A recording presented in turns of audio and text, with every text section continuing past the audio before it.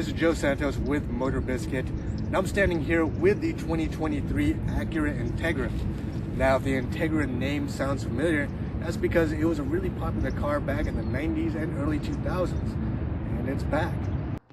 I wish I could say that driving the new Acura Integra felt a lot like driving the old one, but it doesn't.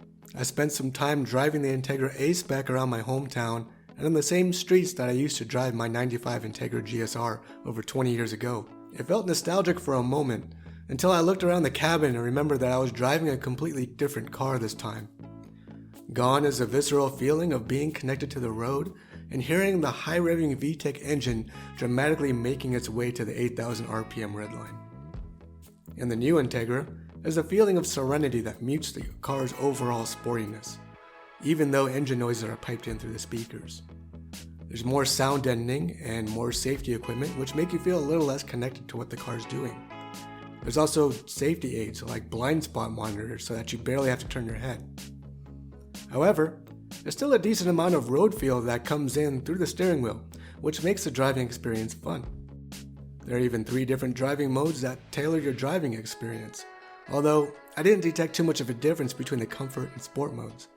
If anything, the throttle felt a little more responsive and the steering tightened up when putting it into sport, but not as much as I would have liked during some of the high-speed corners that I put the car through.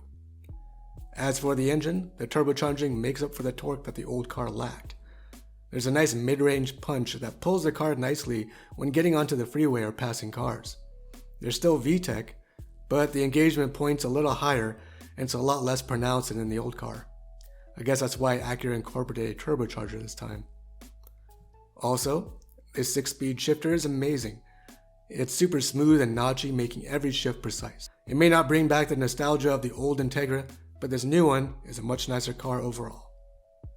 Now that we've addressed its heritage, let's take a closer look at the 2023 Integra A-Spec. A couple things to kind of note here, or at least a few. You do have the upgraded 9-inch touchscreen right here. It's within easy reach. You do have some tactile buttons on the left, which makes it easy to get into the home menus, which works really well when you're using things like Apple CarPlay. Like, I know I use it a lot, so it's nice just to be able to get back to the home screen really easily. Again, it's easy to swipe through menus, and you have vehicle settings, trip computer, things like that. Everything's really nicely laid out on that touchscreen. So a lot better than some other cars where, you know, it's all complete touchscreen, like for example, like the Volkswagen GTI. Another cool thing with the Integra is that you do have a 6-speed manual transmission. Now, it's not available in the base models. It is available in the highest A-Spec trim. So kind of a bummer, but at the same time, not really. It's nice that you actually get that. You also have the automatic rev matching feature, so in case you don't want to rev match things yourself, you're kind of lazy like me, then you can look like a pro racer without having to be a pro racer. So other things too, a nice leather wrap steering wheel. You do have adaptive cruise control as well, but it's kind of weird with the manual transmission because it's not like they are with automatic transmissions where it'll actually slow down to a crawl and you can actually go with the flow of traffic with the adaptive cruise.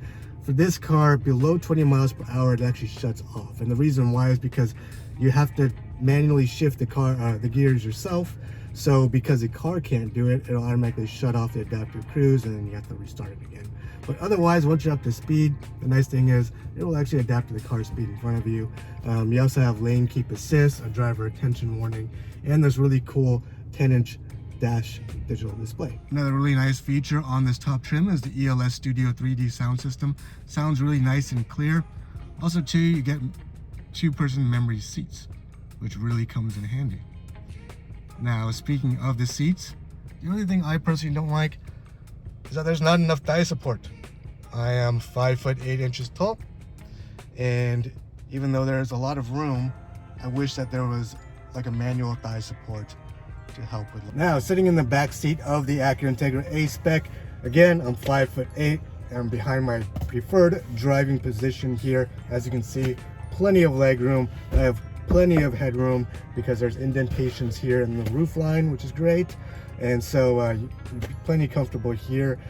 Sitting in the middle seat, maybe not so much. There is a hump on the middle floor here, so it can be kind of tough sitting on that side. But if you're sitting on the sides here, if you're probably even taller than me, I would say maybe 6 feet, 6'2" or something like that, you should have plenty of room as well. So no problems there. Just taking a closer look at the back seat here. You do have two USB-A charging ports here for phones. Like I said, for the middle, you do have that hump there, so it can be a little cramped for the middle seat passengers. The only thing I wish it had were a couple of vents, a couple of AC vents, especially for this price point, $37,000. You kind of expect there to be some ventilation back here, but probably not the worst thing in the world. Otherwise, it is actually pretty comfortable. Now, coming around to the back of the car, again, a really nice highlight of this car is its hatchback here. So just like the old Integra, you do have a little latch right here. I do have some stuff back here, but you can see that you can definitely fit a lot, including a backpack. You can fit a couple carry-ons, a couple golf clubs as well. So in case you're into golfing, there you go. You do have the nice ELS sound system subwoofer back there. And the cool thing is, if you need more room, you also have easy fold down seats. Now, if you do remember the Acura from the old days, it had these round headlights and a small grille up front. But this new Integra incorporates a lot of the company's newer styling. So that includes the diamond pentagon grille up front and also these jewel eye full LED headlights.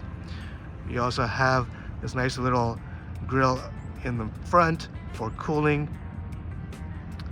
and a nice bulging hood, which gives it a really aggressive look.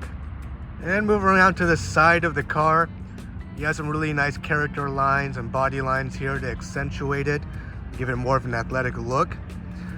And for this A-Spec trim, you have the badge here on the fender, and also these dark gray 18-inch wheels, and they're wrapped in Continental tires. They're size 235/40 all around. Really nice and meaty, also very grippy. And then moving around to the back of the car, and just a little throwback to the old days, you do have the embossed Integra logo in the bumper and also in the front bumper as well. And it is a hatchback. Now, a lot of people are wondering why they didn't make it a coupe, but I think it looks pretty good just as it is. So that's our review of the 2023 Acura Integra. For more of our thoughts, words, and all things automotive, be sure to check out MotorBiscuit.com.